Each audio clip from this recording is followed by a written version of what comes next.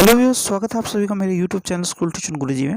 आज हम बात करेंगे कार्यपत्रक 50 की, जो कि 2 नवंबर के लिए जारी किया गया कक्षा 10 का विज्ञान विषय का कार्यपत्रक है। यहाँ बच्चे अपना नाम लिखेंगे और यहाँ अपने कक्षा अध्यापक का नाम लिखेंगे। हमारा पाठ चल रहा है आनुवांशिकता एवं जैव विकास, जिसमें आज हम कुछ नया जानेंगे, नया समझेंगे और आपके जो पुरानी कक्षा का यानी कक्षा 9 का कोशिका और उत्तक वाला पाठ है, उससे आगे की चीज़ों को समझते हुए, यानी कि उनके साथ-साथ उससे आगे की चीज़ों को समझते हुए इस पाठ को पढ़ेंगे, जानेंगे, समझेंगे। चलिए आगे देखते हैं कि आपका कार्यपत्रक इस पाठ में आपको क्या बताता है। चलिए देखते हैं। पहला है आनुवांशिकता। विभिन्न लक्षणों का एक पीढ़ी से दूसरी पीढ़ी में वंशागत होना। जनन पराक्रम का सबसे महत्वपूर्ण परिणाम संतति के जीवों के समान डिजाइन या विकल्पना का होना है। आनुवांशिकता नियम इस बात का निर्धारण करते हैं जिनके द्वारा विभिन्न लक्षण पूर्ण विश्वसनीयता के साथ वंशागत होते हैं। तो सबसे पहले आनुवांशिकता क्या है?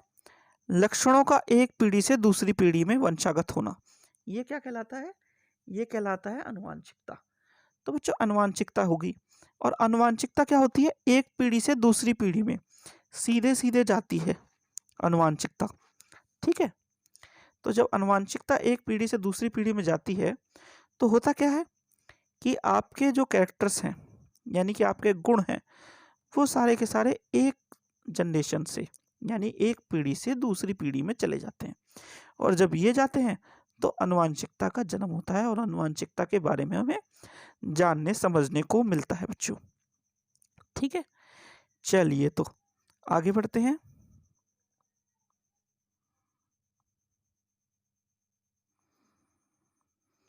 अब सबसे पहला वंशागति लक्षण, यानी वह लक्षण जो एक वंश में जब कोई बच्चा पैदा होता है एक तरह से उसमें देखने को मिलते हैं। ठीक है, चलिए तो उसे देखते हैं जरा। शिशु में मानव के सभी आधारभूत लक्षण होते हैं, फिर भी यह पूर्ण रूप से अपने जनकों के जैसे दिखाई नहीं पड़ते। मानव समष्टि में विभिन्नता स्पष्ट दिखाई देती है। स्वतंत्र एवं जुड़े कर्णपाली मानव समष्टि में पाए जाने वाले दो प्रवर्त हैं। तो अब इसे आसान शब्दों में समझे तो जैसा मैंने आपको बताया कि वंशागत लक्षण वह होते हैं जो एक जनरेशन से दूसरे जनरेशन में, माता से पिता में मिलते हैं, के द्वारा हमें माता पिता के द्वारा हमें बच्चों में मिलते हैं। तो अब सबसे पहले देखें तो शिशु में माँ या तो वो लड़का हो या लड़की हो, जब इसे देखते हैं तो एक समान दिखते हैं। ठीक है, बच्चे एक समान दिखेंगे, लेकिन जब उनके माता पिता से हम कंपैरिजन करें उनका, तो हो सकता है कई लक्षण ऐसे हों जो हमें दिखने को ही नहीं मिले। जैसे कि जुड़े हुए कान, जो कान जो है वो जुड़े हुए, ईयर लोब्स जो है वो जुड़े हुए। उसके बाद आंखों का कलर, कई बार आंखों का कलर भिन्न हो जाता है, आइरिस जो बोलते हैं जिसे। ठीक है बच्चों, तो ये कुछ ऐसे लक्षण हैं जो वंशागति लक्षण के द्वारा हम कह सकते हैं बताए जाते हैं। ठीक है बच्चों, आइए अच्छा एक चीज जो रह गई है इसमें ये देख लेते हैं। आनुवांशिकता के जनक माने जाते हैं जॉर्ज जॉन मेंडल, जो कि एक तरह से एक पादरी थे और एक साइंटिस्ट थे जिन्होंने आनुवांशिकता के बारे में काफ़ी कार्य किया है, आनुवांशिकता के नियमों का निर्माण किया है। इसी वजह से इन्हें आनुवांशिकता के जनक कहा जाता है। और इनके क्या कार्य थे, इन्होंने कैसे कार्य की शुरुआत की, आज उसके बारे में जानते हैं। तो इन्होंने सबसे पहले अगर सूक्ष्म रूप से जाने तो इन्होंने अपना कार्य मटर के पौधे के चुनाव के साथ शुरू किया और मटर के पौधों के ऊपर कई तरह के एक्सपेरिमेंट किए, जिससे इन्होंने आनुवांशिकता के नियमों को बनाया। तो आनुवांशिकता के जब नियमों को इन्होंने बनाया तो इन्होंने कई बातों को स्पष्ट किया। तो आइए जरा देखते हैं आगे इस वर्कशीट में आपको क्या क्या बताया गया है। पहला है लक्षणों की वंशागति के नियम, मेंडल का योगदान। मानव में लक्षणों की वंशागति के नियम इस बात पर आधारित है कि माता एवं पिता दोनों की ही समान मात्रा में आनुवांशिक पदार्थ की संतति या शिशु में स्थानांतरित करते हैं। इसका अर्थ यह है कि प्रत्येक लक्षण पिता और माता के डीएनए से प्रभावित हो सकता है। अंततः प्रत्येक लक्षण के प्रत्येक संतति के में दो विकल्प होंगे, यानी जब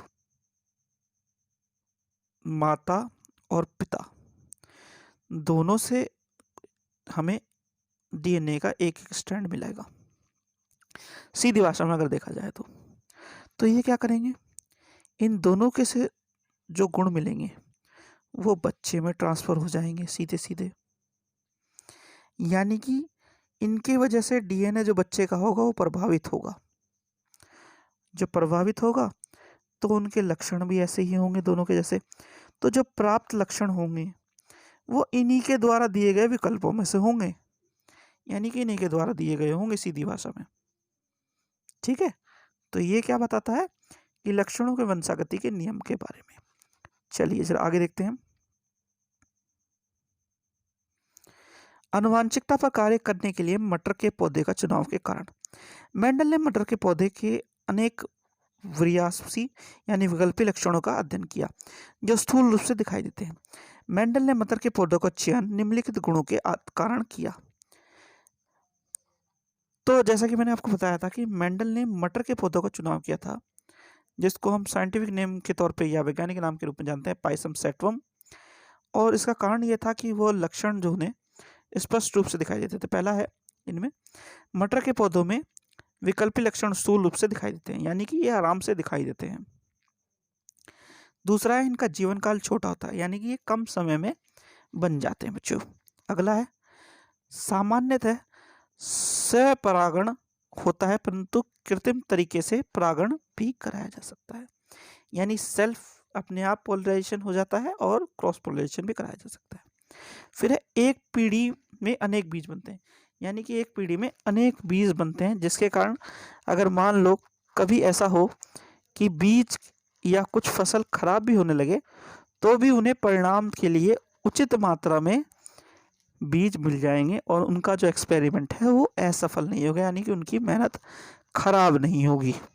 ठीक है बच्चों, अब जरा ये देखते हैं कि मटर के पौधों के सतत व्यापी विकल्पी लक्षण कौन कौन से हैं जिनकी वजह से उन्होंने उसे इस्तेमाल में लाया था या चूज किया था बच्चों। तो ये कौन कौन से लक्षण हैं, आइए देखते हैं। पहला है, बीज का आकार गोल व झुर्रीदार। दूसरा है, बीज का रंग पीला या हरा। तीसरा है, फल का रंग बैंगनी या सफ़ेद। चौथा है, फूल की स्थिति अक्षय या अंतः। फिर है, फली का आकार फूली या सिकुड़ी। फली का रंग हरा या पीला। पौधे की ऊंचाई, लंबाई या बौना। ठीक है बच्चों, तो ये तो बात हुई किसकी, लक्षणों के बारे में। अब जरा आपके प्रश्न उत्तर देख लेते हैं। पहला प्रश्न है, आनुवांशिकता को परिभाषित कीजिए। तो आनुवांशिकता क्या है बच्चों, आनुवांशिकता है विभिन्न लक्षणों का एक पीढ़ी से दूसरी पीढ़ी में वंशागत होना आनुवांशिकता कहलाता है। ठीक है, अगला प्रश्न है, मेंडल ने किस पौधे का प्रयोग किया। मेंडल ने मटर के पौधे का प्रयोग किया। इससे अगला है, इस पौधे का वैज्ञानिक नाम लिखे। तो इस पौधे का वैज्ञानिक नाम है पाइसम सैटिवम। फिर है,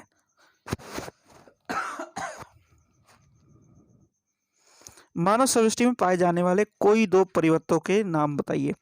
तो पहला जो हमने वर्कशीट में पढ़ा था वो था कर्णपलिका के बारे में, यानी कान जो जुड़े हुए थे उनके बारे में, ये वाला।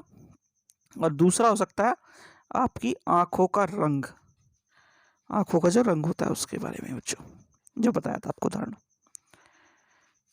चौथा है, कारण बताइए क्यों मेंडल ने मटर के पौधों को अपने प्रयोगों के लिए चुना। तो मेंडल ने अपने मटर के पौधों को प्रयोगों के लिए इसलिए चुना था, अपने प्रयोगों के लिए, क्योंकि मटर के पौधे क्या थे, स्थूल लक्षण के थे, यानी आसानी से दिखाई देते, जीवन काल छोटा था उनका, स्वपरागण और कृत्रिम तरीके से पढ़ सकते थे, और एक पीढ़ी में अनेक बीज बन जाते थे बच्चों। ठीक है, ये हो गई आपकी वर्कशीट कंप्लीट बच्चों, और वीडियो भी। आशा करता हूँ आपको वीडियो अच्छी लगी होगी। अगर वीडियो अच्छी लगी हो तो चैनल को सब्सक्राइब करें, वीडियो को लाइक करें, शेयर करें। Thank you.